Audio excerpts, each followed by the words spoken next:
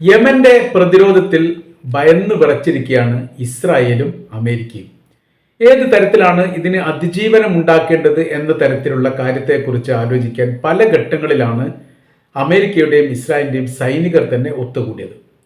അതിശക്തമായിരിക്കുന്ന മുന്നേറ്റത്തിന് മുൻപിൽ ഞടുങ്ങിയിരിക്കുന്ന ഇസ്രായേലിനെ സംബന്ധിച്ചിടത്തോളം അമേരിക്കയെ സംബന്ധിച്ചിടത്തോളം അതിജീവിച്ചുകൊണ്ട് ഒരു വിജയം ലോകത്തിന് മുൻപിൽ കാണിച്ചു കൊടുക്കുക എന്നുള്ളത് അവരുടെ അഭിമാന വിഷയമായിട്ട് മാറിയിരിക്കുകയാണ്. യഥാർത്ഥത്തിൽ ഇപ്പോൾ ഇസ്രായേലിനെയും അമേരിക്കയും യമൻ മൂക്ക് കൊണ്ട് വരപ്പിക്കുന്ന പ്രവർത്തനമാണ് ഇപ്പോൾ ചെയ്തുകൊണ്ടിരിക്കുന്നത്. സമാനമായിരിക്കുന്ന ഒരു സാഹചര്യങ്ങൾ ഇതിനു മുൻപൊന്നും അമേരിക്ക നേരിട്ടിട്ടില്ല എന്നുള്ള യാഥാർത്ഥ്യം അവർ ഇപ്പോൾ തന്നെ പറഞ്ഞു തുടങ്ങിയിരിക്കുകയാണ്. ലോകരാഷ്ട്രങ്ങൾക്കിടയിൽ അമേരിക്കക്കും ഇസ്രായേലിനും വലിയ രീതിയിലുള്ള ഇടിവ് സ്വീകാര്യതക്കുള്ള മങ്ങലേറ്റിരിക്കുന്ന ഒരു കാലം കൂടിയാണ് 2023 ശേഷം കഴിഞ്ഞു പോകുന്നത്. വളരെ എളുപ്പത്തിൽ കീഴടക്കാൻ പാകത്തിലുള്ള സംവിധാനങ്ങൾ ഒരുക്കിക്കൊണ്ട് ചെങ്കടലിലേക്ക് ആവേശത്തോടു കൂടിയാണ് അമേരിക്കയുടെ പട തന്നെ ഇറങ്ങിയത്. പക്ഷെ ഒരു ഫലവും ഉണ്ടാവില്ല എന്ന് മാത്രമല്ല, വലിയ സാമ്പത്തിക നഷ്ടത്തിനപ്പുറം അഭിമാന നഷ്ടവും അതോടൊപ്പം തന്നെ മറ്റ് രാജ്യങ്ങൾക്കിടയിൽ അവർക്കുണ്ടായിരിക്കുന്ന ഇമേജ് തകർച്ചയും യഥാർത്ഥത്തിൽ ഇപ്പോൾ അമേരിക്ക നേരിട്ടുകൊണ്ടിരിക്കുന്ന വിഷയമാണ്.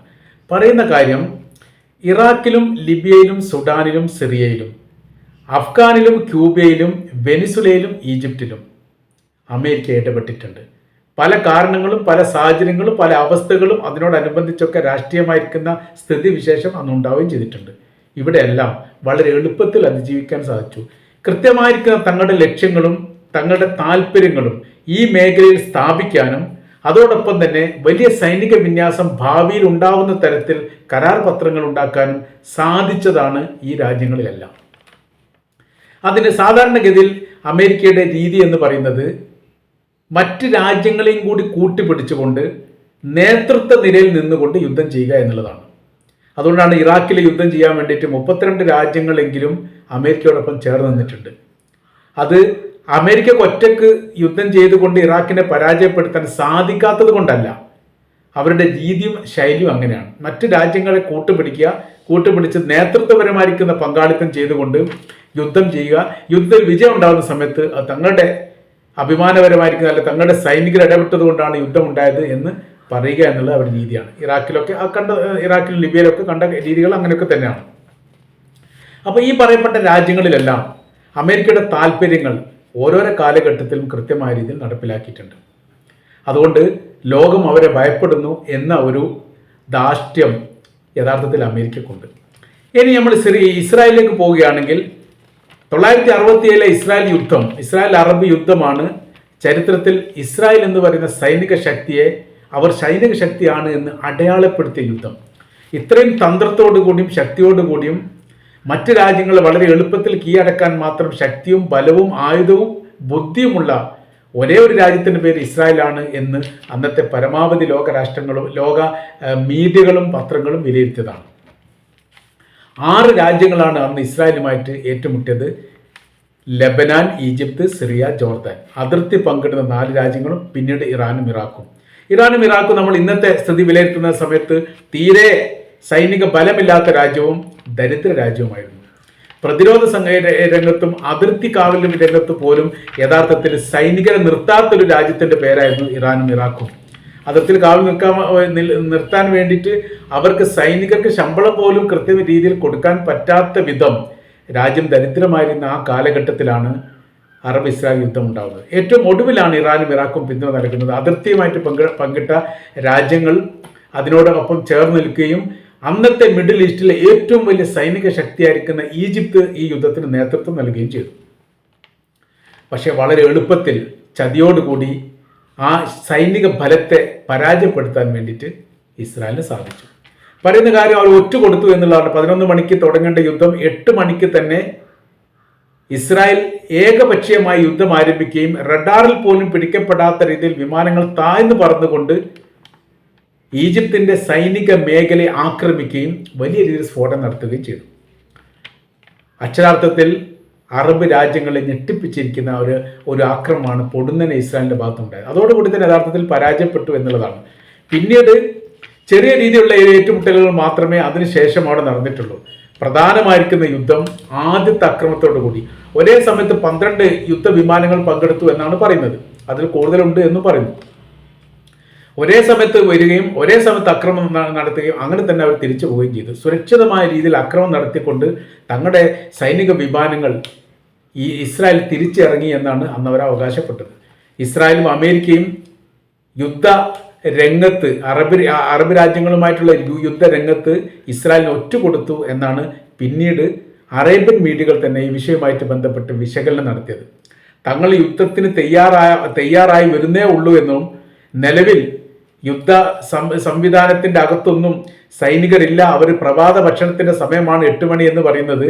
ആ സമയത്ത് പ്രത്യാക്രമണങ്ങളും പ്രതിരോധങ്ങളൊന്നും ഇല്ലാത്ത രീതിയിൽ വളരെ എളുപ്പത്തിൽ ഇസ്രായേലിന് ഈ രാജ്യങ്ങളെ ആക്രമിക്കാൻ വേണ്ടി സാധിക്കും എന്നതിനാൽ ഈ സമയം തിരഞ്ഞെടുക്കണമെന്ന് ഫ്രാൻസോ അതല്ലെങ്കിൽ അമേരിക്കയോ അല്ലെങ്കിൽ ഇവർ 2 രാജ്യങ്ങളും സംയുക്തമായ രീതിയിലോ പറഞ്ഞു എന്നാണ് പറയപ്പെടുന്നത്.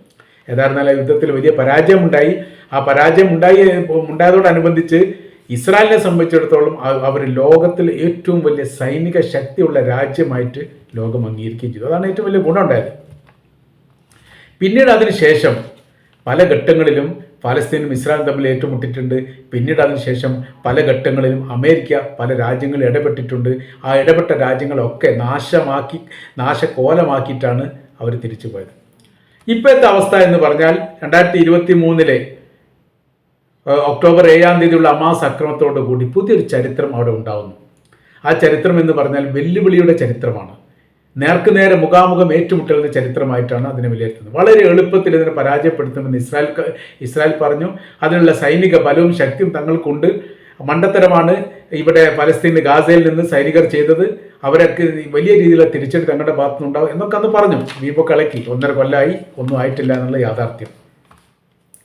ചെങ്കടലുമായി ബന്ധപ്പെട്ട കാര്യത്തിൽ അമേരിക്കയും ചെയ്തത് ഇങ്ങനെയൊക്കെ തന്നെയാണ്. അതിനെ അക്ഷരം പ്രതി ഇല്ലാതാക്കുന്ന രീതിയിലുള്ള പ്രവർത്തനങ്ങൾ തീർച്ചയായിട്ടും തങ്ങളുടെ സൈനികരുടെ ഭാഗത്തുനിന്നുണ്ടാവും. തങ്ങളുടെ സൈനികർക്ക് നേരെയും ചെങ്കടലുമായിട്ട് ബന്ധപ്പെട്ട വിഷയത്തിലും അനാവശ്യമായിരിക്കുന്ന ഇടപെടൽ യമൻ നടത്തുന്ന സമയത്ത് ആ രാജ്യത്തിൻ്റെ സൈനിക ബലം തന്നെ ഇല്ലാതാക്കുന്ന തരത്തിലുള്ള ആക്രമണം തീർച്ചയായിട്ടും അവർക്ക് പ്രതീക്ഷിക്കാം. നരകം സൃഷ്ടിക്കപ്പെടും എന്നൊക്കെയാണ് അന്ന് ബൈഡൻ തന്നെ ഭീഷണി മുഴക്കിയത്. ആ ഭീഷണിയുടെ തുടർച്ച ഇപ്പോഴത്തെ ട്രംപും മുഴക്കുകയും ചെയ്തു. പക്ഷെ സാഹചര്യങ്ങളൊക്കെ വ്യത്യസ്തമാണ്.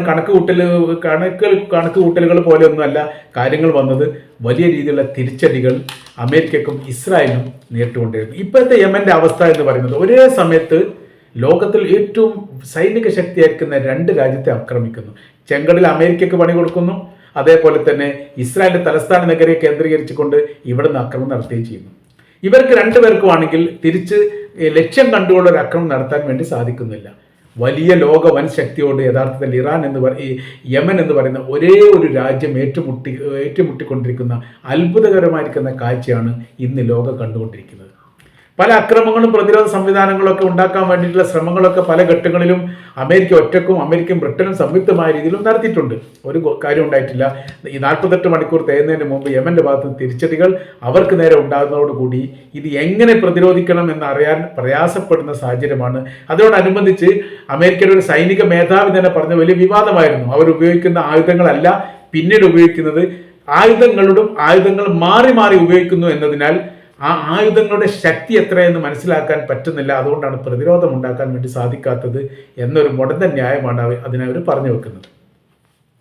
123 കപ്പലുകളെങ്കിലും ഒരേ സമയത്തും പിന്നീട് യാത്രാ കപ്പലുകൾ വേറെയും ആക്രമിച്ചിട്ടുണ്ട് എന്നുള്ളതും ഒരുപാട് കപ്പലുകൾ കടലിൽ മുങ്ങിപ്പോയതും തീപിടിച്ചതും നാശനഷ്ടങ്ങൾ ഉണ്ടായതും ഇപ്പോഴും ഉപയോഗിക്കാൻ പറ്റാത്ത രീതിയിലും വ്യത്യസ്തമാണ് കപ്പലിന് നേരെ ഉണ്ടായിരുന്ന അക്രമവുമായിട്ട് ബന്ധപ്പെട്ട് അതിൻ്റെ ഉടമസ്ഥർ അനുഭവിക്കുന്ന പ്രയാസങ്ങൾ.